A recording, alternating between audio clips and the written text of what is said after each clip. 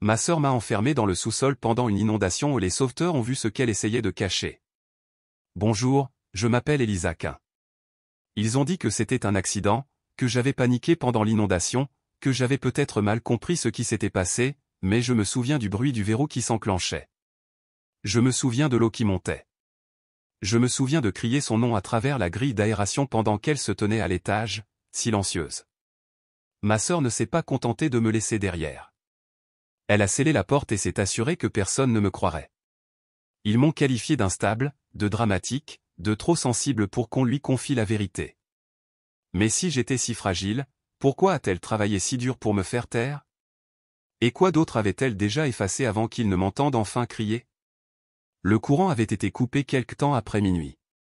Je ne saurais dire exactement quand. Ce n'est pas comme si j'avais dormi paisiblement.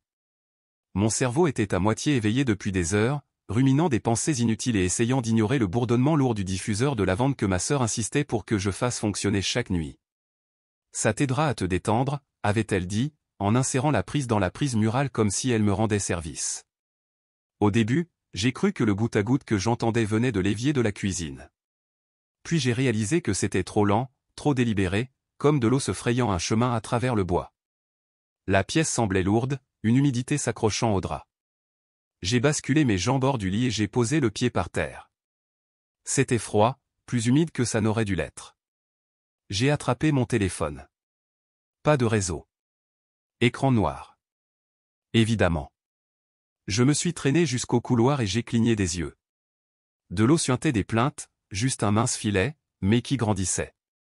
La moquette faisait un bruit spongieux sous mes pieds, et la seule lumière dans la maison provenait des éclairs occasionnels qui zébraient le salon. Je pouvais de nouveau entendre la rivière. Ou peut-être que c'était le bayou. Quoi qu'il en soit, le bruit était plus fort que jamais. J'ai attrapé la lampe de poche dans le tiroir du couloir, celle que Sable gardait approvisionnée en pile comme si elle se préparait toujours à une catastrophe. Elle m'a dit une fois, si quelque chose arrive, n'attends pas, va directement au sous-sol. La pompe de puisard nous gardera en sécurité. Les mots résonnaient dans mes oreilles alors que je me dirigeais vers la porte du sous-sol. J'ai soulevé le loquet, je l'ai ouverte lentement. Une forte odeur de renfermé m'a frappé. Cette odeur que l'on ne peut pas vraiment nommer. Moisissure, vieille terre, béton humide. L'air semblait avoir un poids. J'ai descendu les escaliers lentement, une marche à la fois. Ma lumière découpait l'obscurité en angles vifs. Le sous-sol avait l'air normal. Pas encore de panique, juste des murs humides. La pompe était silencieuse. Puis c'est arrivé. Un clic métallique, sec, décisif, derrière moi. Je me suis retourné, instinctivement, remontant 2 marches en courant, mais la porte avait claqué. Ma main a atteint la poignée. J'ai tourné. Rien. J'ai poussé, toujours rien. J'ai tourné à nouveau, plus fort. Elle a vibré mais n'a pas bougé. Non. Mon cœur a chuté dans mon estomac. J'ai martelé la porte. Sable? Pas de réponse. Sable. Toujours rien. J'ai frappé plus fort, le poing contre le bois, puis l'épaule contre la porte. Laissez-moi sortir. De l'eau coulait de l'escalier au-dessus, froide et implacable. J'ai pressé mon oreille contre le bois. Rien que la tempête. Et c'est là que je l'ai vu. Le faisceau de la lampe de poche a balayé l'intérieur de la porte. Un reflet. Un éclair. Le bord d'un cadenas. Neuf, propre, percé dans le cadre. J'ai cligné des yeux fortement. La même porte qui s'était toujours ouverte librement, maintenant scellée de l'extérieur. Qui diable l'avait verrouillée? Non. Qui d'autre l'aurait verrouillé? Il était neuf. Je connaissais le sous-sol comme ma poche. Ce n'était pas là hier. Ça n'aurait pas pu. Une peur d'un autre genre s'est répandue dans ma poitrine. Pas la peur de l'eau. Pas encore. Mais la peur de savoir que quelque chose avait changé, et que je n'étais pas censé le savoir. J'ai commencé à trembler. Pas à cause du froid, bien qu'il y en eût beaucoup, mais parce que tout dans mon corps voulait crier, courir, s'échapper, mais il n'y avait nulle part où aller. J'ai de nouveau sorti mon téléphone, toujours éteint. Pas de chargeur, pas de batterie de secours. Ce n'était plus autorisé dans la maison. Pas pour moi, du moins. L'eau sur le sol était montée. Elle m'arrivait maintenant au tibia. La pompe de puisard restait silencieuse. J'ai vérifié l'interrupteur. Hors service. J'ai crié à nouveau. Quelqu'un, s'il vous plaît, je suis enfermé. J'ai atteint la seule fenêtre du sous-sol, trop petite pour passer à travers, juste une fente près du plafond, donnant sur le jardin. La pluie la martelait comme des balles. Ma lampe de poche a vacillé une fois, puis est restée stable.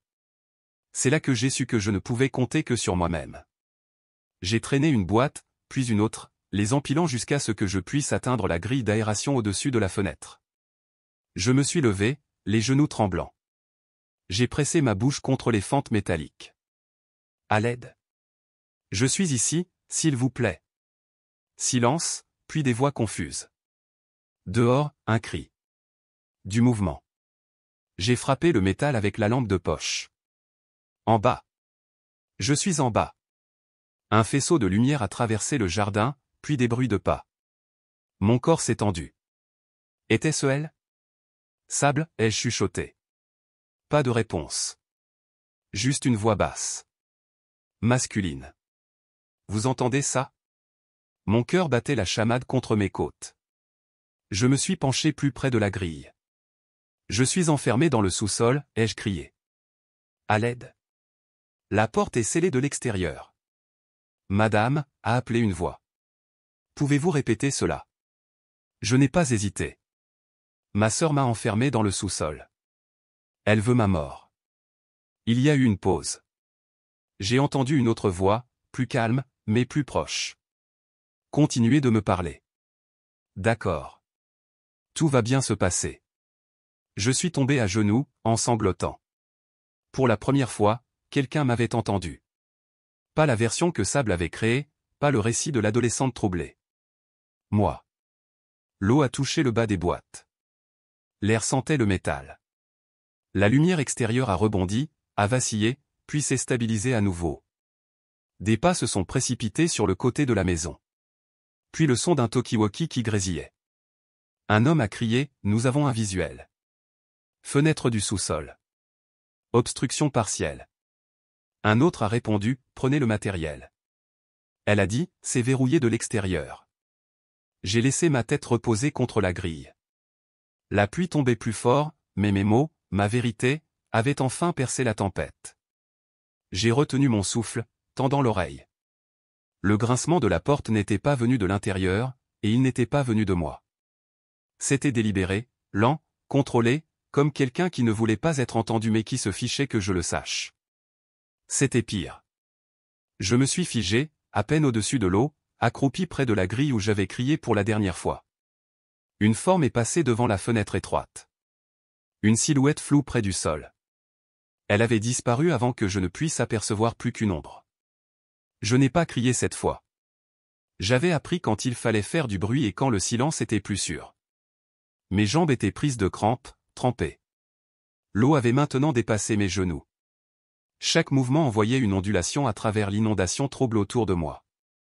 Je me suis éloigné de la fenêtre, gardant les yeux fixés sur ce coin de la pièce comme s'il pouvait bouger à nouveau. Quand rien ne s'est produit, je me suis glissé contre le mur et j'ai essayé de respirer sans m'étouffer avec l'air épais et humide. Puis, de nulle part, le passé m'a percuté comme si mon corps ne pouvait plus garder le souvenir enfermé. Ce n'était pas la première fois que j'étais piégé là-dessous. Il y a 6 mois, j'ai essayé de le dire à quelqu'un. Il m'avait fallu des semaines pour trouver le courage de le dire à voix haute, de dire à un adulte, n'importe quel adulte, que Sable m'avait déjà enfermé une fois dans le sous-sol. Mes mains tremblaient lorsque je me suis assise en face de Madame Durny, la conseillère d'orientation de l'école. Elle était gentille, du moins je le pensais. Elle m'a tendu des mouchoirs avant même que j'aie dit un mot. Mais je lui ai dit. Je lui ai dit tout ce que j'ai pu entre des respirations courtes et trop de honte. Je pense que ma sœur n'est pas sûre pour moi, avais-je murmuré. Madame Durny avait hoché la tête lentement, ses yeux doux derrière ses grandes lunettes rondes. Qu'est-ce qui te fait dire ça, Elisa? Alors je lui ai raconté le jour où c'est arrivé pour la première fois. C'était un mardi, mon anniversaire. J'avais 12 ans. J'avais oublié de nettoyer la cuisine comme je l'avais promis, et je savais qu'elle serait en colère, mais je ne m'attendais pas à ce qui allait suivre. Sable est entrée alors que je mettais la table pour mon propre gâteau. Maman n'était pas à la maison. Papa s'était déjà tiré des années auparavant. Nous n'étions que toutes les deux cet après-midi-là, et je me souviens que sa voix était étrangement douce. « Viens ici », a-t-elle dit, souriant trop fort. Je t'ai laissé quelque chose au sous-sol. Une surprise. J'ai cligné des yeux. Une surprise. Oui, mais tu dois fermer les yeux. C'est la tradition. Je savais que c'était faux. Je savais que c'était faux. Mais je voulais que ce soit vrai. Je voulais un jour, un anniversaire où elle ne serait pas horrible. Alors, j'y suis allé. J'ai même souri un peu. Elle marchait derrière moi alors que je descendais. Puis la porte a claqué fort. Définitivement. J'ai crié. Bien sûr que je l'ai fait. J'ai donné des coups de pied dans la porte, j'ai supplié. Elle n'est pas revenue avant 8 heures. Quand elle l'a fait, elle m'a jeté un sandwich au beurre de cacahuète et a dit, « Tu aurais pu sortir. Tu es juste trop paresseuse pour essayer. » Quand je l'ai dit à ma mère plus tard, elle n'a même pas levé les yeux de son magazine. Elisa, tu as toujours eu une imagination débordante. Ne dramatise pas, cette nuit-là, j'ai tout écrit dans mon cahier. Puis, j'ai arraché la page et je l'ai brûlée dans le jardin. Parce que je ne voulais pas que quelqu'un la trouve, parce qu'une partie de moi croyait que c'était aussi de ma faute. Après que j'ai raconté tout cela à Madame Durny, elle a de nouveau hoché la tête. Elle a dit qu'elle parlerait à ma sœur. Je lui ai demandé de ne pas le faire, mais elle a insisté en disant que c'était le protocole. Le lendemain matin, Sable s'est présentée à l'école dans son plus beau pull, son maquillage parfaitement estompé pour donner l'impression qu'elle avait pleuré. Elle s'est assise dans le bureau principal en parlant doucement avec le directeur. Au moment où j'ai été appelé, elle dépeignait déjà la situation. Elle a des problèmes de comportement à la maison, a dit Sable. Depuis que notre père est parti, elle n'est plus elle-même. J'ai peur qu'elle se fasse du mal ou qu'elle fasse du mal à quelqu'un d'autre. Le visage de la conseillère s'est décomposé. Nous n'en avions aucune idée. Bien sûr qu'il ne le savait pas, Sable était une professionnelle en la matière. À l'heure du déjeuner, j'ai été suspendu pour fausses accusations perturbatrices et comportements inquiétants. J'ai passé le reste de la semaine dans ma chambre. Pas de téléphone, pas d'internet, juste Sable qui frappait à ma porte à des heures étranges pour chuchoter, continue de parler et la prochaine fois, ce ne sera pas 8 heures. Maintenant, les genoux dans l'eau montante, je me suis souvenu de ce moment avec un étrange sentiment de déjà-vu. Et pourtant, cette fois, quelque chose était différent. Je ne me sentais plus petite. Je ne me sentais pas folle. Je me sentais éveillé. L'eau léchait mes cuisses. L'air devenait plus rare, plus humide. Je me suis levé lentement, repoussant les cheveux trempés de mes yeux. Ma lampe de poche était presque morte, il ne restait plus qu'un doux cercle de lumière. Mais je pouvais encore bouger, encore penser. Il n'était pas question que je meure ici. Pas aujourd'hui. Pas pour elle. J'ai scruté la pièce, cataloguant mentalement tout ce que je pouvais utiliser. Des étagères, des boîtes, le vieil évier de buanderie dans le coin le plus éloigné. Mon téléphone, inutile dans ma poche arrière, maintenant trempé et un poids mort. Ma voix était cassée à force de crier. Les murs ne renvoyaient pas d'écho. Tout dans ce sous-sol semblait conçu pour étouffer, pour contenir. Je connaissais Sable. Elle pensait à tout, elle l'avait toujours fait. Mais elle sous-estimait aussi les gens, surtout moi. Je suis monté sur le vieux bureau que nous utilisions pour ranger les babioles de Noël. L'eau atteignait maintenant ses pieds. Je pouvais sentir qu'il s'inclinait légèrement sous moi. J'ai appuyé une main sur le tuyau au-dessus de ma tête et je me suis forcé à réfléchir. Que ferais-je si cela ne m'arrivait pas? Et si je lisais l'histoire d'une fille piégée comme ça? Elle ne perdrait pas de temps à supplier. Elle trouverait un moyen de laisser un message, une trace. C'est là que je me suis souvenu des journaux. Ceux que je gardais cachés derrière la chaudière, au cas où. Le premier avait disparu. J'étais sûr que Sable l'avait brûlé quand elle l'avait trouvé le printemps dernier, mais le second, celui-là, elle ne l'a jamais vu. Je l'ai enveloppé dans du plastique et je l'ai glissé dans la grille d'aération derrière le vieux radiateur. Je me souviens à quel point j'avais été prudente, faisant un double nœud au sac comme si je n'en aurais jamais besoin. Maintenant, j'en avais plus besoin que d'air. J'ai examiné le mur. Là, dans le coin le plus éloigné, au-dessus de l'eau montante, le vieux couvercle de la grille tenait toujours, rouillé, mais fermé. Si je pouvais l'atteindre. Je suis descendu dans l'inondation et j'ai avancé péniblement, poussant à travers le froid, haletant quand il a atteint mes côtes. Je me suis agrippé au tuyau le long du mur et je me suis hissé vers l'extrémité, utilisant les étagères et les armoires pour garder l'équilibre. La grille était plus proche maintenant. Je l'ai atteinte, debout sur le bord d'une caisse, mes bras à peine assez longs pour avoir une prise. J'ai tiré une fois, 2 fois. Le métal a grincé, il a cédé. J'ai tendu la main à l'intérieur. Rien. Plus profondément. Mes doigts ont effleuré du plastique. Oui. J'ai sorti le sac. Il était trempé mais intact. Le journal à l'intérieur était encore lisible à travers l'emballage. J'ai expiré, le pressant contre ma poitrine. Je n'avais pas encore fini. J'ai regardé en arrière vers la grille du plafond où j'avais crié ma vérité et où quelqu'un, quelque part, m'avait entendu. Même avec le journal pressé contre ma poitrine, l'eau clapotant contre mes côtes et mes jambes tremblant de froid, je ne pouvais pas m'arrêter de trembler. Pas de peur, plus maintenant. C'était autre chose. Quelque chose proche de la fureur. C'était le genre de rage qui couve sous la survie. Le genre qui rend vos mains stables quand tout autour de vous s'effondre. Je n'ai pas bougé tout de suite. J'ai laissé la tempête respirer. J'ai écouté pour entendre à nouveau cette ombre. Quiconque était passé devant la fenêtre, mais rien n'est venu. L'air est devenu plus lourd, comme si la maison elle-même retenait son souffle. Le sac dans mes mains semblait plus lourd qu'il n'aurait dû. Peut-être parce que ce n'était pas seulement du plastique et du papier mouillé. C'était une preuve. La vérité écrite avec mes propres mots. Le genre de vérité que personne n'avait écouté la première fois, ni la deuxième, ni la 10e. J'ai essuyé l'eau de mon visage, ne sachant plus si c'était la pluie ou des larmes. Puis je me suis tourné vers le mur derrière moi, cherchant un endroit, n'importe quel endroit assez sûr pour le placer. Un endroit où il pourrait être trouvé si je ne m'en sortais pas. Je n'étais pas dramatique. Cette pensée ne venait pas d'un lieu de faiblesse. C'était juste des mathématiques. L'eau continuait de monter. Si le courant était coupé et que la pompe de puisard était morte et que personne n'ouvrait cette porte à temps, alors les mathématiques gagneraient. Tenant toujours le journal, je suis de nouveau monté sur le bureau flottant.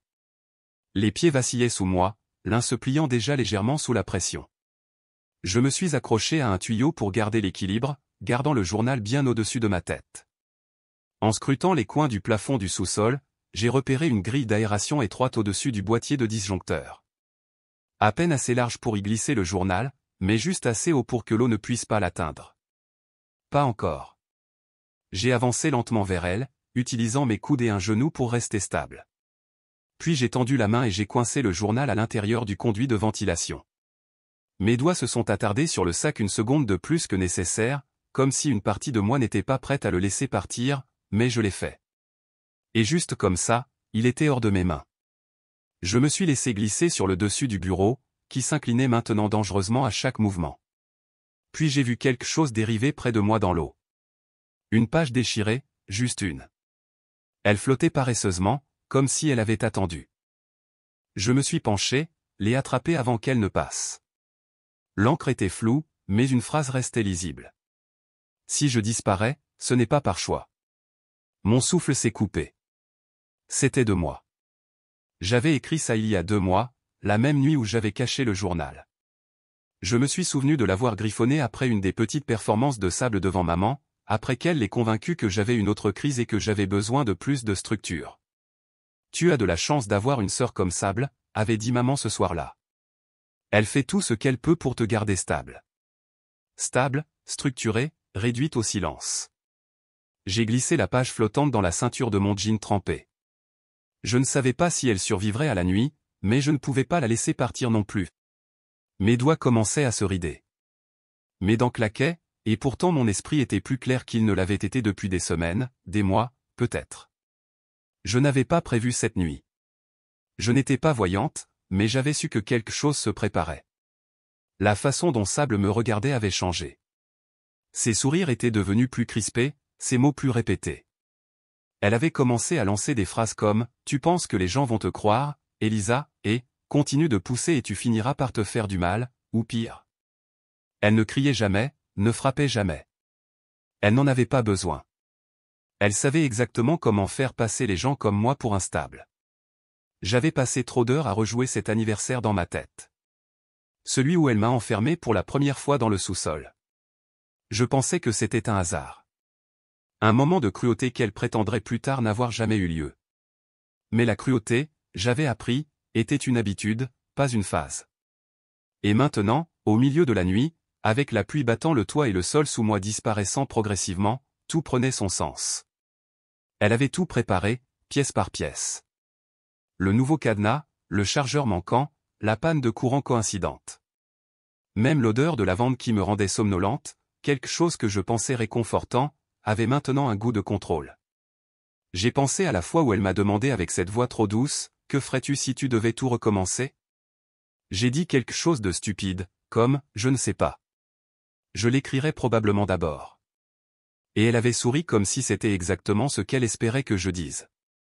J'ai regardé en arrière vers la grille où le journal était maintenant caché. J'ai chuchoté pour moi-même, non pas pour me réconforter, mais pour me concentrer. Ils vont le trouver. Ils doivent le trouver. Dehors, le tonnerre a de nouveau grondé. Un éclair a illuminé la fenêtre juste assez pour que je voie un mouvement. Un faisceau de lampe de poche. Il a dansé sur la vitre, puis a disparu. Je me suis redressé, le cœur battant à nouveau. Des voix, réelles cette fois. Le sous-sol est à l'arrière. Ils ont dit que la porte est scellée. Je voulais crier, mais j'avais déjà trop utilisé ma voix. Alors, à la place, j'ai pressé mes mains contre le mur comme si ma peau pouvait transmettre le message. Je suis ici. Une minute s'est écoulée, puis une autre. L'eau a atteint ma poitrine. J'ai entendu des pas lourds et rapides au-dessus de moi. Puis un coup. Et un autre. Du métal contre du bois. Un pied de biche. Peut-être. Mon corps tremblait de froid maintenant. Je n'ai pas essayé de l'arrêter. Puis le silence. Des pas à nouveau. Plus proche. La poignée de la porte a cliqueté. Elisa, a appelé une voix. Es-tu là? J'ai cligné des yeux fortement, trop effrayé pour répondre. Non pas que je ne fasse pas confiance à la voix, mais parce que je ne pouvais pas croire que c'était réel. Elisa, on t'a trouvé, a répété la voix. On ouvre la porte. Tiens bon. Je voulais dire quelque chose, n'importe quoi. Mais tout ce que j'ai réussi à faire, c'est un murmure. Le journal. Il est dans la grille d'aération.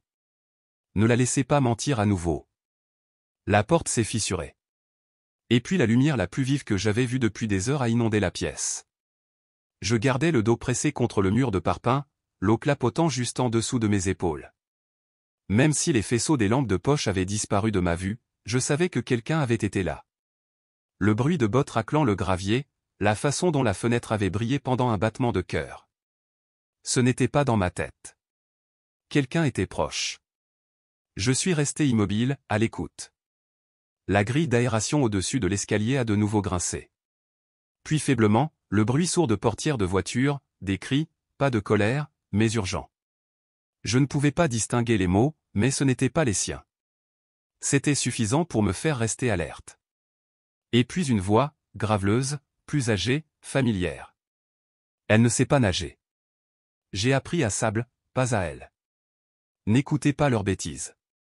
Si cette fille est encore dans la maison, elle ne va pas bien. Monsieur Derry. Ma gorge s'est serrée.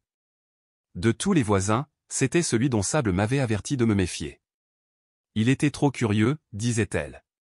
Trop dramatique.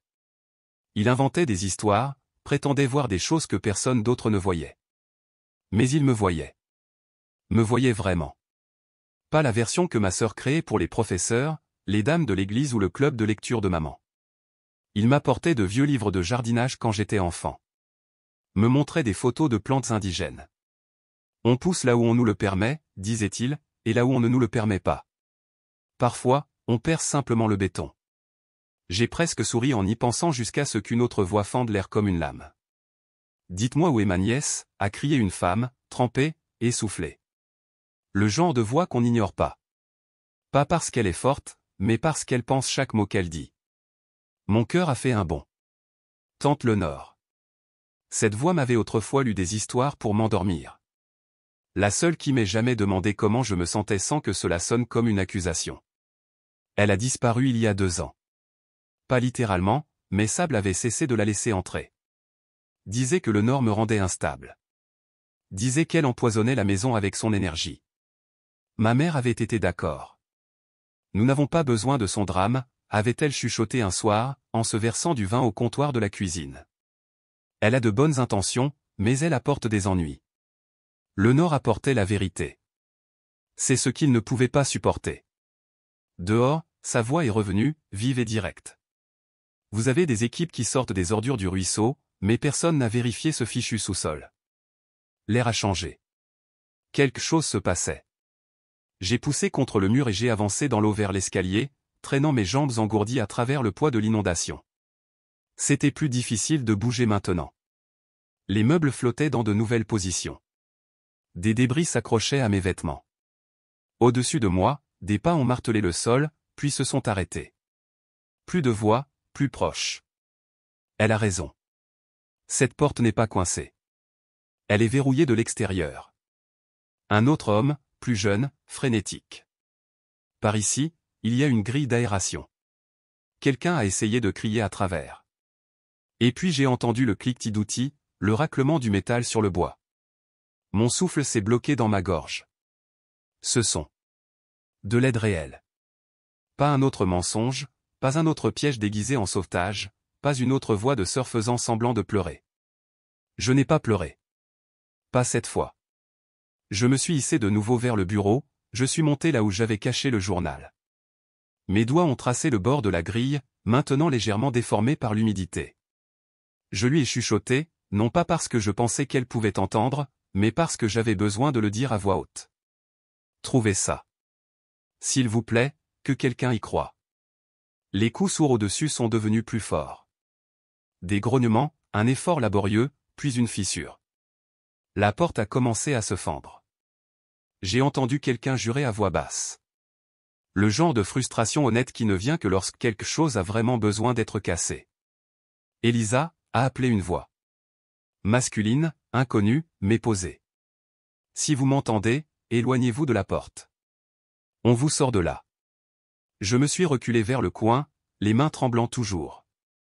Je n'avais pas assez confiance en ma voix pour répondre, alors j'ai tapé 2 fois sur le tuyau.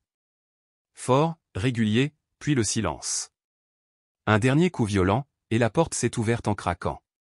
Une explosion de lumière a inondé le sous-sol, me faisant sursauter. Mes yeux piquaient. Un pompier est entré, de l'eau jusqu'aux cuisses. Son expression était un mélange d'incrédulité et d'urgence. Je l'ai, a-t-il crié. Elle est là. Je n'ai pas bougé. Pas jusqu'à ce qu'un autre homme suive, portant un imperméable bleu marine, et dise, c'était verrouillé de l'extérieur, exactement comme elle l'a dit. Exactement comme je l'ai dit. Ils m'ont sorti doucement, leur voix calme. Pas de fausse sympathie, juste de l'action. Quelqu'un a jeté une couverture sur mes épaules. Mes oreilles bourdonnaient. J'ai attrapé des bribes de conversation. Elle était piégée. Ça ne correspond pas à la déclaration de la famille. Journal dans la grille d'aération. J'ai essayé de hocher la tête. L'un d'eux devait déjà l'avoir trouvé.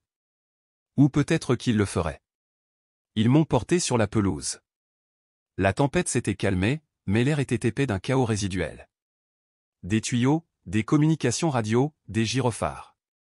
J'ai cligné des yeux contre le vent et elle était là, Sable, debout sur le porche dans mon sweat à capuche, les bras croisés comme si elle revenait d'un jogging. Son expression était d'une préoccupation parfaite, mais ses yeux, ils disaient la vérité. Il l'avait toujours fait. Je n'avais simplement pas été assez forte pour le dire à voix haute avant. Derrière elle, maman planait comme un fantôme, articulant quelque chose à un secouriste, expliquant probablement comment sa fille fragile s'était retrouvée coincée, comment j'avais des crises. Mais quelque chose a changé, parce que les gens regardaient maintenant, pas seulement en jetant un coup d'œil, mais en regardant vraiment. Un des policiers a montré le cadenas. Installation récente de l'extérieur. Les vis sont encore de la poussière d'argent. Les yeux de Sable se sont tournés vers lui, puis sont revenus vers moi. Elle a ouvert la bouche, probablement pour inventer une autre version de l'histoire. Et c'est là que le Nord s'est interposé entre nous. Pas cette fois, a-t-elle dit. Calme, clair, résolu. Tu as assez parlé. Sable a tressailli, à peine. Les ambulanciers m'ont guidé vers l'ambulance. Pendant qu'ils prenaient mes constantes, j'ai vu un autre pompier tenir le journal. Il le tenait comme si c'était important, comme si ça signifiait quelque chose. Et pour une fois, c'était le cas. Ce n'était pas fini. Pas encore. Mais pour la première fois depuis très longtemps, je n'étais pas seul. Au moment où la lumière du soleil a percé la fenêtre de la chambre d'hôpital, j'étais déjà réveillé. Non pas parce que j'avais eu un sommeil réparateur. Mon corps était trop endolori, trop raide, trop plein d'images qui ne me laissaient pas de repos, mais parce que mon esprit était passé à une autre vitesse. Le mode survie était terminé. Le vrai travail ne faisait que commencer. Une infirmière que je ne reconnaissais pas, petite, les yeux gentils, la voix douce, est entrée vers 7h15. Elle a ajusté la perfusion et vérifié le moniteur. « Tu as de la chance, ma chérie », a-t-elle dit doucement. De l'eau aussi froide, aussi longtemps, aurait pu faire beaucoup plus de dégâts. J'ai hoché la tête, regardant toujours le plafond. Chance n'était pas le mot que j'utiliserais, mais je n'allais pas gaspiller d'énergie à corriger les gens aujourd'hui. Pendant qu'elle se déplaçait dans la pièce, j'ai entendu des murmures dans le couloir. Quelque chose à propos de la police. Quelque chose à propos de la mère qui ne coopérait pas. Mon estomac s'est tordu. Je n'avais pas encore vu maman. Pas une seule fois. Non pas que je m'attendais à ce qu'elle se précipite. L'infirmière est partie avec une tape sur mon épaule. J'ai légèrement tourné la tête, apercevant la chaise près de la porte et l'homme qui y était assis, me regardant. Pas un médecin, pas de la famille, quelque chose de plus froid, de plus alerte. « Inspecteur Garcia », a-t-il dit après une pause. « Vous êtes en sécurité. Nous ne sommes pas ici pour vous interroger, mais j'ai quelques questions. Quand vous serez prête ?» J'ai apprécié le ton. Pas de paternalisme, pas de fausse chaleur. Il m'a tendu un petit carnet et a dit, « Chaque fois que vous aurez envie d'écrire quelque chose, des détails, des choses dont vous vous souvenez, c'est pour vous. Vous n'avez pas à parler si vous n'êtes pas prête. » Je l'ai pris, plus reconnaissante pour le silence qui a suivi que pour toute autre chose. La porte s'est de nouveau ouverte. Je me suis tourné instinctivement vers elle et je me suis figé. Sable. Les cheveux tirés en arrière. Pas de maquillage, un sweatshirt une taille trop grande. Elle avait l'air douce, inoffensive. Elle ressemblait à la grande sœur de quelqu'un qui venait d'apprendre que son frère ou sa sœur avait eu un accident. Elle a laissé échapper un souffle court et tremblant, qui sonnait parfaitement répété. « Elisa » a-t-elle chuchoté, la voix cassée. « Oh mon Dieu, j'ai été si inquiète. » L'inspecteur Garcia s'est redressé, a reculé d'un demi-pas pour lui laisser de la place, mais n'est pas parti. Il a regardé. Étudié. Je n'ai rien dit. Elle s'est approchée d'un pas, jetant un coup d'œil vers le poste des infirmières avant de se pencher. « Je ne savais pas », a-t-elle dit doucement, les yeux humides. « Ils m'ont dit que tu étais descendu pour vérifier le disjoncteur. »« Et je ne l'ai pas fait, » ai-je dit, la coupant. Ma voix m'a surprise. Claire, stable, assez forte pour faire taire le reste de la pièce. L'inspecteur Garcia a légèrement bougé, juste assez pour me faire savoir qu'il écoutait. « Je n'ai jamais touché au disjoncteur, » ai-je ajouté. Je dormais. Je me suis réveillé avec de l'eau dans ma chambre. Puis je suis descendu et la porte s'est verrouillée derrière moi. Sable a cligné des yeux lentement. « Tu penses que j'ai fait ça ?» a-t-elle murmuré. « Non, je sais que tu l'as fait. » Elle n'a pas tressailli. Elle m'a juste regardé comme si je venais de la gifler. « Elisa » a-t-elle répété, plus doucement, d'un ton persuasif. « Tu es confuse. Ce n'est pas grave. Tu as été sous beaucoup de stress. » Garcia est intervenu alors. « Mademoiselle Dorian, je vais devoir vous demander de sortir un instant. » Elle a immédiatement versé des larmes. « S'il vous plaît, c'est ma sœur. » Il n'a pas scié. « Et vous n'êtes pas encore en état d'arrestation, mais vous n'êtes pas son médecin et vous n'êtes pas son avocate. Donc, à moins qu'elle ne vous le demande, vous partez. » C'est à ce moment-là qu'elle a finalement un peu brisé son personnage. Sa mâchoire s'est crispée. Elle s'est retournée et est sortie, la tête baissée, la main serrant son téléphone comme s'il pouvait lui offrir une issue de secours. La porte s'est refermée derrière elle. J'ai expiré un souffle que je ne savais pas que je retenais. Garcia m'a jeté un regard. Plat, illisible. Elle est douée, a-t-il dit. Elle est entraînée, ai-je corrigé. Il a hoché la tête une fois. Nous reviendrons. J'étais de nouveau seul. Pendant un moment, c'était calme, à l'exception du bip occasionnel du moniteur, mais pas pour longtemps. Des voix se sont de nouveau élevées devant ma chambre. J'en ai reconnu une, aiguë, perçante, se brisant sous la pression. Ma mère. Elle a dit que c'était juste pour lui donner une leçon, a dit maman à quelqu'un. C'est tout. Elle n'a pas dit qu'elle l'avait enfermée. Elle a dit qu'Elisa avait juste eu peur et avait surréagi. J'ai fermé les yeux.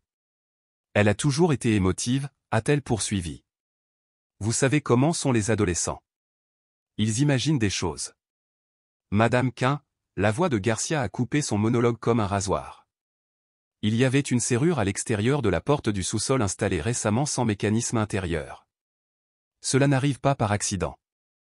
Il y a eu une pause. Puis, plus doucement, j'ai entendu ma mère soupirer. Je ne pensais pas qu'elle voulait lui faire du mal. Je pensais qu'elle essayait juste de protéger Elisa. Vous ne comprenez pas la pression que subit Sable. Elle a failli se noyer. Cela a réduit le couloir au silence. Je me suis tourné sur le côté, tirant la couverture plus près. 10 minutes plus tard, la porte s'est de nouveau ouverte. Pas Sable, pas maman. Garcia à nouveau, cette fois tenant quelque chose dans sa main. Un ordinateur portable. Nous avons obtenu un mandat, a-t-il dit simplement. C'était dans la chambre de votre sœur. Il s'est assis à côté du lit et a ouvert l'écran. Nous avons trouvé un dossier intitulé « Assurance ». À l'intérieur se trouvaient des fichiers PDF, de faux rapports de thérapeutes, des évaluations de santé mentale, une fausse lettre d'une clinique qui n'existe pas. Tous vous décrivent comme instable, dépressive, émotionnellement manipulatrice. L'un d'eux suggérait même que vous aviez fait des menaces de suicide. Je n'ai pas répondu. Ils sont datés de plusieurs semaines avant l'inondation, a-t-il ajouté. Et elle n'a jamais montré ça à aucune école, médecin ou tribunal. C'était juste là, caché comme moyen de pression. Pourtant, je n'ai rien dit. Il y a aussi des courriels, a-t-il poursuivi en faisant défiler, à une amie nommée Dana, parlant de la nécessité de contrôler le récit avant que vous ne gâchiez tout. Elle a mentionné la police d'assurance dans l'un d'eux. Il n'a pas dit le montant. Je n'ai pas demandé. À la place, j'ai regardé l'écran, la boîte de réception ouverte avec des objets comme « la contrôler » et « elle ne gagnera pas ». Elle l'a planifié, ai-je dit finalement. Garcia n'a pas hoché la tête, n'a ni acquiescé ni désapprouvé. Je veux qu'elle parte, ai-je ajouté. Pas seulement de ma chambre, de ma vie. Il a fermé l'ordinateur portable, s'est levé. On y travaille. En arrivant à la porte, il a fait une pause. Vous n'êtes pas folle, Elisa. Je sais que des gens vous l'ont probablement dit 1000 fois, mais ils avaient tort. Je n'ai pas dit merci, mais quelque chose dans ma poitrine s'est un peu détendu. Il est parti, et pour la première fois depuis des années, je n'ai pas eu l'impression de devoir prouver que je n'étais pas le problème. Il pensait que j'étais brisé, une fille instable et émotive qui finirait par se réfugier dans le silence. Mais ce qu'il n'avait pas vu venir, c'est qu'une fois que vous arrêtez d'essayer de convaincre les gens que vous n'êtes pas le problème, vous libérez beaucoup d'énergie pour vous battre vraiment. J'ai été autorisé à sortir plus tard ce matin-là, seulement après 3 évaluations distinctes et une persuasion intense de la part de l'inspecteur Garcia. L'hôpital a insisté pour me renvoyer chez moi avec le numéro d'un spécialiste en traumatologie, une pile de documents imprimés que je savais que je ne lirais jamais, et un sac en papier avec mon jean déchiré et mon sweat à capuche. Je me suis changé en silence, respirant profondément, bougeant lentement, mes muscles me faisaient encore mal, mais mon esprit était plus vif que jamais. Au moment où nous sommes arrivés dans l'allée de la maison des Quint, 2 voitures de patrouille étaient déjà garées devant. Leur présence ne m'a pas ébranlé. Ce qui m'a brièvement secoué, c'est de voir mon petit frère Noah assis sur les marches du Porsche, les genoux ramenés contre sa poitrine, les yeux passant des policiers à ses propres lacets. Il avait l'air petit, plus petit que dans mes souvenirs, mais pas parce qu'il avait rétréci. Je pense que j'ai juste commencé à voir clairement. L'inspecteur Garcia a ouvert sa portière et m'a fait un signe de tête discret. « C'est à vous de jouer maintenant », a-t-il dit. « Dites ce que vous avez à dire. Nous nous occuperons du reste. » Je suis sorti lentement, l'humidité me frappant comme un mur. L'air de la Louisiane a toujours eu un poids, mais aujourd'hui, il semblait plus lourd que l'inondation elle-même. Alors que je me dirigeais vers le porche, Noah m'a aperçu et s'est levé si vite qu'il a failli trébucher. « Elisa » a-t-il murmuré. Je me suis arrêté à quelques mètres de lui. Pendant une seconde, aucun de nous n'a bougé. Puis il a tout lâché, d'un seul coup. Je l'ai vu faire. Cette nuit-là. J'ai cligné des yeux. Quoi? Il a dégluti difficilement, ses yeux se tournant vers la porte d'entrée. J'ai vu Sable aller au sous-sol. J'étais dans le couloir. Elle avait le tournevis et cette stupide nouvelle serrure dont elle disait qu'elle était pour la cabane. Mais il s'est arrêté, la voix brisée. Elle m'a dit que si je disais quoi que ce soit, elle dirait à maman que c'est moi qui avais cassé son ordinateur portable, a-t-il poursuivi, à peine plus fort qu'un murmure. Elle a dit que personne ne me croirait de toute façon. Il a levé les yeux vers moi avec une culpabilité si crue qu'elle a presque coupé mon souffle. Je suis désolé. Pendant un instant, j'ai eu envie de le prendre dans mes bras, de lui dire que ce n'était pas de sa faute. Mais au lieu de cela, j'ai pris une lente inspiration et j'ai dit la seule chose qu'il avait besoin d'entendre. Tu viens de faire ce qu'il fallait. Derrière nous, l'un des policiers a hoché la tête et s'est dirigé vers la maison. L'autre est resté en retrait, observant. Noah s'est de nouveau assis, serrant plus fort ses genoux. Je l'ai laissé tranquille. À l'intérieur, tout semblait trop propre, trop mis en scène. L'œuvre de Sable. Des bougies étaient encore sur le comptoir de la cuisine, intactes. Le sol avait été lavé, les fenêtres ouvertes pour laisser sortir l'odeur de javel. Personne ne nettoie comme ça à moins d'avoir quelque chose à effacer. Maman était dans le salon, les bras croisés, arborant cette expression qu'elle réservait aux choses qu'elle ne voulait pas gérer. Je ne lui ai pas parlé. Pas encore. Au lieu de cela, j'ai suivi Garcia dans le couloir vers la chambre de Sable, où deux policiers fouillaient déjà les tiroirs et soulevaient des lattes de parquet. L'un d'eux a brandi quelque chose. Une enveloppe de couleur crème, soigneusement scellée. « C'est à vous » a-t-il demandé. J'ai hoché la tête avant même de l'avoir lu. L'écriture était la mienne. Mon nom, l'adresse de mon ancienne école. Il me l'a tendu. J'ai fixé le timbre, non oblitéré, sans date de la poste. Je l'ai ouverte avec des doigts tremblants. C'était la demande de transfert. Il y a 2 mois, je l'avais remplie après un dîner particulièrement cruel. Sable m'avait qualifié de fardeau, m'avait dit que je ruinais la santé de maman, que peut-être il était temps que je trouve un endroit mieux adapté pour les gens comme vous. J'avais écrit la lettre cette nuit-là, demandé à déménager chez tante Lenore, je l'avais tapée sur le vieil ordinateur, imprimée, scellée, et laissée sur la table de la cuisine pour maman. Elle n'en avait jamais parlé. Et maintenant, la voilà, non ouverte, cachée dans le tiroir de Sable. Elle l'a interceptée avant même que je puisse partir, ai-je murmuré, plus pour moi-même que pour quiconque.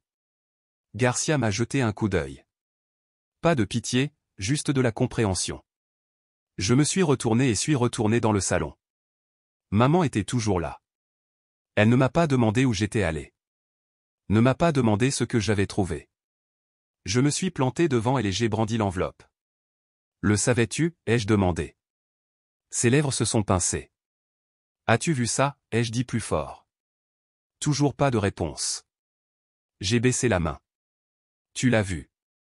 Elle ne m'a pas regardé, fixant simplement au-delà de moi comme si j'étais le problème de quelqu'un d'autre. J'ai expiré. Alors tu n'as plus le droit de raconter mon histoire. Je n'ai pas attendu de réponse. Je n'en avais pas besoin. De retour dans la salle à manger, Garcia m'a fait signe de m'asseoir à la table. Un petit enregistreur était déjà posé sur le bois. Il a tiré une chaise et a placé un bloc-notes à côté. Quand vous serez prête, a-t-il dit. Je me suis assise. J'ai ajusté la chaise, pris une inspiration, puis j'ai parlé. Je dormais quand la tempête a commencé, ai-je commencé, d'une voix égale. Le courant était coupé, mais je n'y ai pas trop pensé. Quand je me suis réveillé, l'eau passait déjà à travers la moquette. J'ai attrapé une lampe de poche et je suis descendu pour vérifier la pompe de puisard. Je n'ai pas fait de pause. Elle attendait, pas physiquement, mais la serrure. Elle l'avait installée la veille. Je n'avais pas remarqué. Je ne savais pas, ma voix n'a pas tremblé. Pas une seule fois. Elle savait que j'irais là-bas. Elle s'est assurée que je ne pourrais pas remonter. Garcia a griffonné une note, puis a levé les yeux. Vous croyez qu'elle voulait que vous mouriez? Je n'ai pas scié. Elle voulait que je disparaisse. Et si mourir rendait cela plus facile, je pense que ça ne la dérangeait pas. Il a hoché la tête une fois, puis a fait un geste vers le carnet. Autre chose? J'ai fouillé dans mon sac à dos et je lui ai tendu un morceau de papier plié. Une copie de la page du journal, celle qui disait « Si je disparais, ce n'est pas par choix ». Elle voulait s'assurer que je n'avais aucune issue, ai-je dit. Mais j'en ai trouvé une. Il a regardé la page et cette fois, il a hoché la tête. Nous sommes restés silencieux quelques secondes avant qu'il n'éteigne l'enregistreur. Plus de murmures, Elisa. J'ai hoché la tête. Plus jamais. La voix du policier a résonné dans ma tête longtemps après qu'il ait quitté la pièce. Elle a essayé d'effacer votre voix, mais a oublié que les preuves résonnent plus fort que les mensonges. J'avais rejoué cela encore et encore dans mon esprit alors que j'étais assise à l'arrière de la voiture de police cet après-midi-là, garée devant l'entrée latérale du commissariat, attendant qu'il prépare la salle des scellés. La climatisation dans la voiture de patrouille était trop froide, et pourtant je ne leur ai pas demandé de la baisser. J'ai accueilli le froid. Il m'aidait à rester présente, ancrée. Au moment où le soleil a plongé derrière le clocher du palais de justice de l'autre côté de la rue, nous entrions déjà dans le couloir latéral étroit, les lumières fluorescentes bourdonnant au-dessus de nos têtes. L'inspecteur Garcia marchait juste un pas devant moi. Il ne disait pas grand-chose. Il n'en avait pas besoin. Mes mains étaient stables, ma colonne vertébrale droite. Ce n'était pas comme avant. Quand j'ai dit à la conseillère d'orientation que Sable m'avait enfermé dans le sous-sol des années auparavant, et qu'ils avaient répondu en la convoquant pour un entretien. Quand ma mère a chuchoté, elle a toujours été dramatique, comme si je n'étais même pas dans la pièce. Cette fois, nous avions quelque chose qu'ils ne pouvaient pas ignorer. Cette fois, la pièce écouterait. À l'intérieur de la salle de visionnage des preuves, 3 policiers se tenaient déjà, l'un d'eux tenant une clé USB de la taille d'un doigt. Il vient d'entrer, a dit le policier, en faisant un signe de tête vers Garcia. Il n'a pas dit grand-chose, il l'a juste tendu et a dit « Vous voudrez voir ça ». Qui a demandé Garcia. Un voisin, a répondu le policier. Un homme plus âgé, cheveux blancs. Il a dit que ses caméras avaient enregistré un comportement étrange autour de la maison des Quins, surtout la nuit. Mon souffle s'est coupé. Monsieur Derry, bien sûr. Sable s'était toujours plainte qu'il était curieux, qu'il était sur le point de perdre la tête. Mais ce qu'elle voulait vraiment dire, c'est qu'il remarquait trop de choses. Le policier a inséré la clé USB dans l'ordinateur portable et le premier fichier s'est ouvert. La pièce est tombée dans le silence. La séquence a commencé 2 semaines avant l'inondation. Des clips de minuit horodatés et étiquetés. Une vidéo granuleuse, certes, mais suffisamment détaillée pour le sentir dans ses os. Elle était là, Sable, portant son sweat à capuche gris préféré, celui avec l'écusson de l'université qu'elle n'a jamais obtenu, debout dans notre jardin. Les lumières à détecteur de mouvement se sont allumées, elle n'a pas bronché. Dans un clip, elle a tiré agressivement les stores du salon après avoir jeté un coup d'œil à l'extérieur, les yeux balayant les alentours. Dans un autre, elle se tenait sur le porche arrière, les bras croisés, regardant la fenêtre qui donnait sur ma chambre. Elle est restée là pendant près de 3 minutes entières avant de se retourner et de disparaître à l'intérieur. Elle patrouille, a murmuré un policier. Elle ne cherche pas d'intrus. Elle cherche des témoins. Une autre vidéo l'a montrée au milieu de la nuit, se faufilant dans le jardin avec un tournevis à la main. Son visage était calme, précis. Elle a ouvert la porte du sous-sol, descendu les marches, puis est revenue et l'a fermée, l'a verrouillée, l'a vérifiée 2 fois. Sans se presser, sans craindre d'être vue. Elle n'a pas l'air de quelqu'un qui fait face à une crise de santé mentale, a dit sèchement le policier à côté de moi. Elle a l'air de quelqu'un qui exécute un plan. Garcia a hoché la tête, puis a cliqué sur le dernier fichier, celui intitulé « Nuit de l'inondation 2h12 ». Et là, je l'ai vue. Sable, debout près de la cabane, en bottes, les cheveux attachés en une tresse basse. La pluie tombait autour d'elle. Elle ne portait pas d'imperméable. Elle n'avait même pas l'air mouillée. Elle a traversé le jardin d'un pas calme et mesuré. Le vent a soufflé sa tresse sur le côté. Elle n'a pas regardé la maison. Elle est allée directement à la porte du sous-sol, l'a ouverte, l'a maintenue ouverte. L'image a légèrement tremblé. Monsieur Derry a dû heurter la caméra, mais c'était clair. Assez clair pour voir ses lèvres bouger alors qu'elle disait quelque chose que je ne pouvais pas entendre. Elle a regardé autour d'elle une fois, puis a fermé la porte, a sorti quelque chose de sa poche, une serrure. Elle l'a mise en place, l'a enclenchée, a tourné le dos et s'est éloignée sans un regard en arrière. L'audio a capté une chose, faible, mais indubitable. Ma voix, un cri, coupé au moment où la porte s'est fermée. La pièce était si silencieuse que je pouvais entendre quelqu'un respirer à 1 mètre de distance. Puis, doucement, l'un des plus jeunes policiers a dit, ce n'était pas de la négligence. Garcia n'a pas scié. C'était intentionnel. Je n'ai pas pleuré. Au lieu de cela, j'ai fixé l'écran jusqu'à ce que l'image se grave derrière mes yeux. Elle savait ce qu'elle faisait. Elle avait planifié chaque partie, et elle l'avait fait avec un calme qui terrifierait la plupart des gens. Mais pas moi, parce que je l'avais vécu. Je me suis tourné vers Garcia. Et maintenant? On l'a fait venir, a-t-il dit. Ça passe de mise en danger d'autrui à préméditation. Une pause. Puis il a ajouté, elle va tout perdre. J'ai secoué la tête. Elle m'a déjà perdu. Ils l'ont amenée au poste plus tard dans la soirée, pas encore avec des menottes, mais avec un niveau de tension qui a changé la température de la pièce au moment où elle est entrée. Sable portait toujours ce même sweat à capuche gris. Son visage paraissait pâle sous les lumières fluorescentes, comme si peut-être, juste peut-être, elle savait que le masque était en train de tomber. Quand elle m'a aperçue assise de l'autre côté de la pièce, elle a hésité. Pendant une demi-seconde, sa bouche s'est entr'ouverte comme si elle allait pleurer, ou supplier, ou inventer un autre beau mensonge. Mais elle n'a pas parlé, et moi non plus. Garcia s'est avancé et lui a demandé de s'asseoir. Nous avons des enregistrements vidéo, a-t-il dit simplement. Elle a cligné des yeux. Des enregistrements de quoi? De vous en train de verrouiller la porte du sous-sol. Ses yeux se sont tournés vers moi, puis sont revenus vers lui. Je n'ai jamais. Il a levé la main. Vous n'avez rien à dire. En fait, je vous suggère de ne rien dire. Pour une fois, elle a écouté. J'ai observé son visage alors que la vérité atterrissait. Pas d'un seul coup. Pas comme une gifle, plutôt comme un lent naufrage, comme une inondation à l'envers, entraînant tout vers le bas. Ses épaules se sont affaissées, sa bouche s'est fermée. Pas de larmes, pas de performance, juste la compréhension silencieuse que c'était fini. Elle a essayé d'effacer ma voix, mais les caméras se souvenaient de tout. L'écho de la vidéo hantait la pièce même après que l'écran soit devenu noir. Personne ne parlait. Ni Garcia, ni l'équipe technique, ni même l'employé qui tapait sur son clavier jusqu'à la fin de ce dernier enregistrement. Le visage de Sable, froid, calculateur, restait dans l'esprit de chacun comme une ombre qui refusait de partir. Le clic du cadenas, le tour délibéré de son dos, l'absence d'hésitation. Quand ils m'ont finalement escorté hors de la salle d'épreuve et dans le couloir, le soleil avait commencé à descendre derrière le toit du palais de justice. L'air extérieur avait cette étrange lourdeur du début de soirée à bâton rouge, l'humidité suspendue dans l'air comme une pensée inexprimée. Garcia s'est penché et a chuchoté, il dépose des accusations formelles dans l'heure. J'ai hoché la tête, ne sachant pas comment répondre. Le mot soulagé ne convenait pas. Rien dans tout cela ne semblait propre ou victorieux.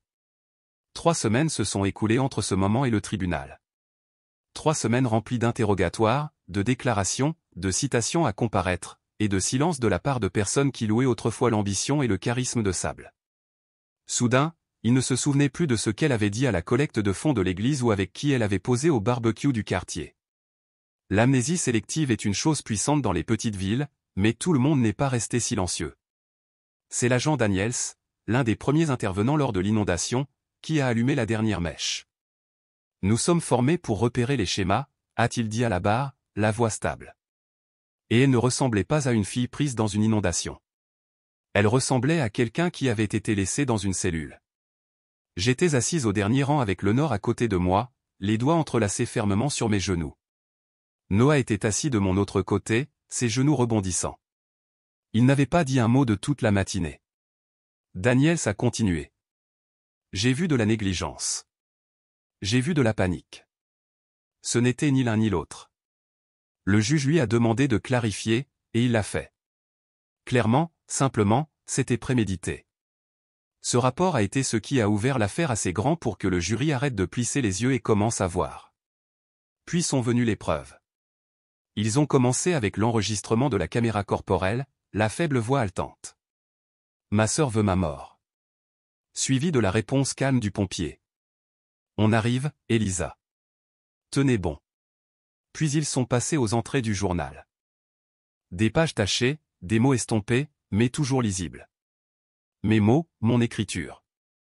Elle est en train de monter un dossier contre moi, et personne ne l'arrête. Puis sont venus les courriels. La procureure Sharp, une femme avec de la glace dans la voix et de l'acier dans la colonne vertébrale, a brandi une chaîne imprimée. Dans ce message, a-t-elle dit, s'adressant au jury, Sable Dorian écrit à une amie, elle va finir par craquer. J'ai juste besoin de m'assurer que personne ne remette en question le récit quand ça arrivera. Elle a laissé cela en suspens dans l'air un instant de plus que nécessaire.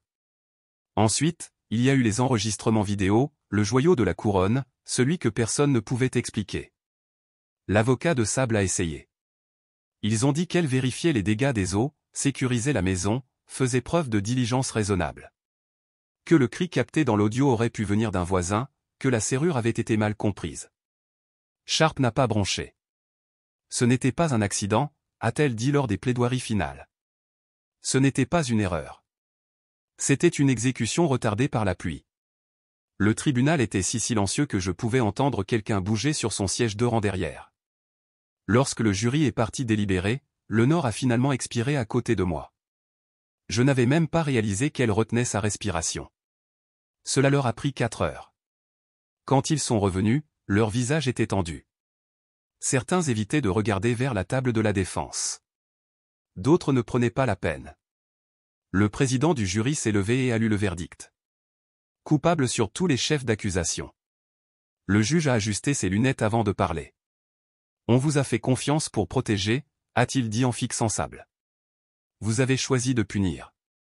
Ce tribunal vous déclare coupable de tentative de meurtre, de mise en danger criminelle et de fraude criminelle.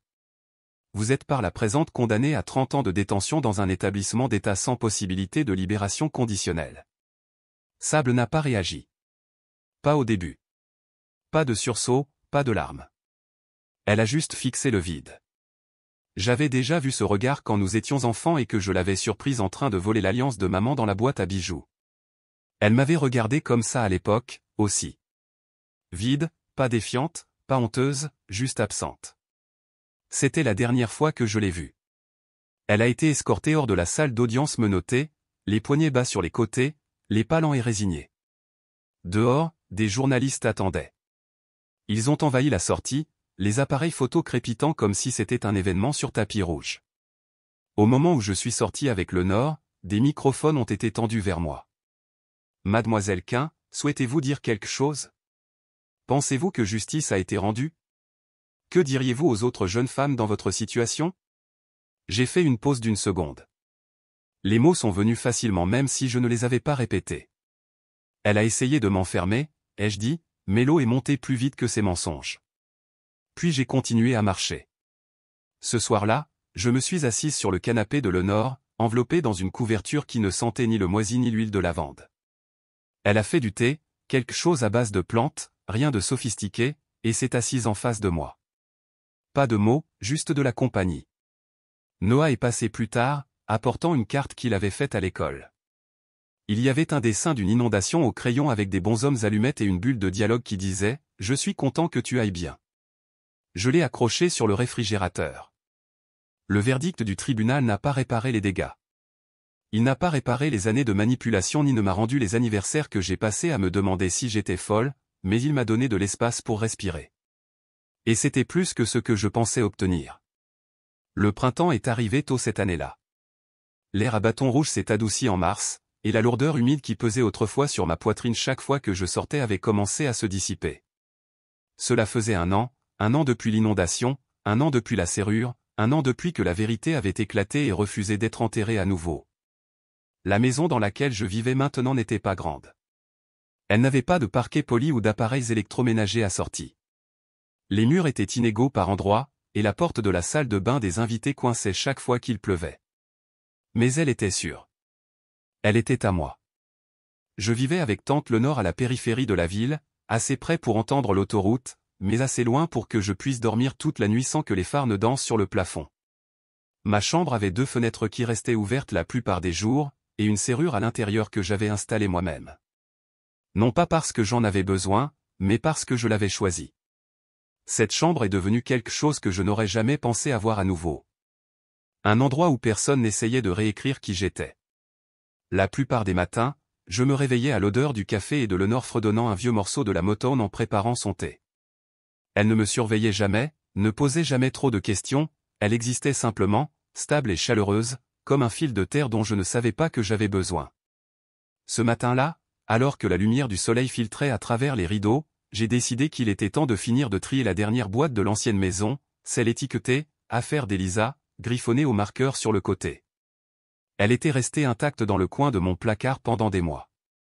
Je l'avais déplacée 2 fois, une fois lorsque j'ai réorganisé ma bibliothèque, et une autre fois lorsque j'avais besoin de place pour les manteaux d'hiver. Mais je ne l'avais pas ouverte. Pas jusqu'à maintenant. Je l'ai tirée sur le sol, expirant en coupant le vieux ruban d'emballage. Les rabats en carton ont cédé facilement. Sur le dessus, il y avait des cartes d'anniversaire, la moitié encore dans leurs enveloppes signées de l'écriture cursive de maman. Je t'aime toujours, même quand tu es difficile. L'une avait encore un billet de 5 $ à l'intérieur. En dessous, il y avait des récompenses scolaires, meilleure progression, assiduité parfaite, effort exceptionnel. Aucune d'entre elles n'avait jamais été accrochée au mur. J'ai souri avec ironie, en époussetant les coins. Puis je l'ai trouvée. Une enveloppe simple et froissée. Pas de timbre, pas d'adresse de retour, juste mon nom écrit au crayon d'une écriture inégale. Je l'ai ouverte avec précaution. À l'intérieur se trouvait une seule feuille pliée, décolorée par le temps. Si je disparais, s'il te plaît, cherche-moi. Je ne te quitterai pas. Je te le promets. Je l'ai fixée pendant un long moment. Je me suis souvenu de l'avoir écrite, peut-être à 7 ans, cachée sous la table de la salle à manger pendant que Sable criait sur maman pour ne pas avoir acheté le bon yaourt. Je me sentais déjà invisible à l'époque, comme si ma voix était trop douce pour cette maison. J'ai glissé la note dans mon journal à côté de la page que j'avais copiée de celle qu'ils avaient trouvée dans le sous-sol. D'une manière ou d'une autre, ces 2 bouts de papier portaient tout l'arc de ma vie, qui j'étais et qui je refusais d'être désormais. Plus tard dans la journée, je me suis assise à la table de la cuisine avec mon ordinateur portable et un bol de restes de gombo. Je n'avais pas prévu de chercher, mais la curiosité s'est glissée en moi pendant que je parcourais les nouvelles locales. Je l'ai trouvé par hasard. Un article immobilier sur les récentes saisies dans la région. La maison des Quins était en vente, vide, abandonnée, l'herbe poussant trop au devant. Des avertissements de moisissure affichés sur la porte. Il y avait une photo du salon. Elle avait clairement été prise pour les besoins de l'enquête. Derrière la cheminée fissurée se trouvait un portrait de famille. Maman, Sable et Noah. Je n'y étais pas. Pas coupée, juste jamais incluse. L'horodatage indiquait qu'elle avait été prise il y a 3 ans. Je n'ai pas ressenti de colère. Je n'ai pas ressenti de tristesse. J'ai juste fermé l'onglet. Ce soir-là, je me suis tenu devant une salle remplie de chaises pliantes et de femmes qui ressemblaient exactement à ce que j'avais été. Fatigué, acculé et désespéré d'entendre une histoire qui ne se terminait pas par une défaite. C'était la première fois que je parlais à un groupe de soutien pour traumatisme organisé par le refuge pour femmes locales et hébergé à la bibliothèque communautaire. Il n'y avait pas de caméra, pas de journalistes, juste des gens. J'ai commencé simplement. Mon nom est Elisa Quinn, ai-je dit, tenant le microphone sans le serrer. Et il y a 1 an, j'ai failli me noyer dans une maison où j'étais censé me sentir en sécurité. La salle a retenu son souffle. J'ai été enfermé dans un sous-sol pendant une inondation, ai-je poursuivi. Ils ont appelé ça un accident. Elle a appelé ça un malentendu. Mais je savais mieux. Je n'ai pas énuméré chaque moment. Je n'en avais pas besoin. J'ai passé des années à m'entendre dire que j'étais trop sensible, trop dramatique, trop instable. Mais la vérité, j'ai laissé le silence s'installer un instant de plus, la vérité a une façon de remonter à la surface, peu importe à quelle profondeur quelqu'un essaie de l'enterrer. Une femme au fond a hoché la tête lentement. Une autre a pris un mouchoir. Je pensais que survivre signifiait rester silencieuse, ai-je dit, mais maintenant je sais que cela signifie parler quand c'est le plus difficile. J'ai terminé avec la phrase que j'avais écrite et réécrite dans mon journal pendant des semaines. Ils ont essayé de me piéger dans le silence, mais j'ai transformé ce silence en une voix. Après, quelques femmes sont venues me remercier. L'une d'elles m'a serré dans ses bras et a chuchoté, je ne savais pas que quelqu'un d'autre avait déjà écrit des lettres comme ça. Sur le chemin du retour, le Nord n'a pas dit grand-chose. Elle a juste baissé le volume de la radio et m'a tendu une bouteille d'eau. Tu as bien fait, gamine, a-t-elle finalement dit à un feu rouge. J'ai souri. Je n'ai pas eu peur. Tu n'avais pas l'air d'avoir peur.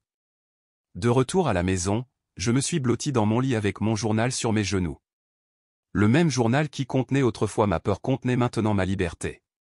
J'ai tourné à la dernière page, j'ai pressé le stylo contre le papier, et j'ai chuchoté à personne d'autre qu'à moi-même. Certaines blessures restent, mais moi aussi. Parfois, les personnes que nous craignons le plus ne sont pas des étrangers. Ce sont celles qui partagent notre nom de famille. L'histoire d'Elisa nous rappelle que la guérison ne vient pas toujours de la justice rendue au tribunal, mais de la réappropriation de sa propre voix après des années de silence. Combien d'autres sont encore piégés dans des histoires écrites par quelqu'un d'autre? Si cette histoire a résonné en vous ou vous a fait penser à quelqu'un, vous n'êtes pas seul. Que feriez-vous si la personne en qui vous aviez le plus confiance s'avérait être celle qui essayait de vous effacer? Dites-nous ce que vous en pensez dans les commentaires.